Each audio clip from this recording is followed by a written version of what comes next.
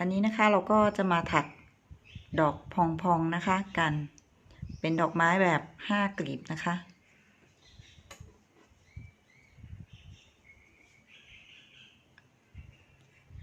อันนี้จะไว้สำหรับตกแต่งนะคะพวกกระเป๋า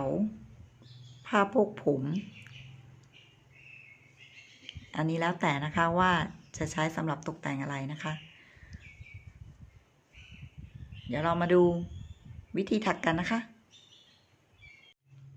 twojhandmade knitting และ crochet กด subscribe กดไลค์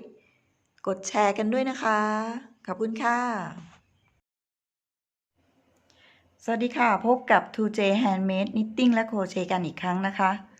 สำหรับอุปกรณ์ที่ใช้ถักนะคะก็จะเป็นไหมคอตตอนนะคะ4 พาย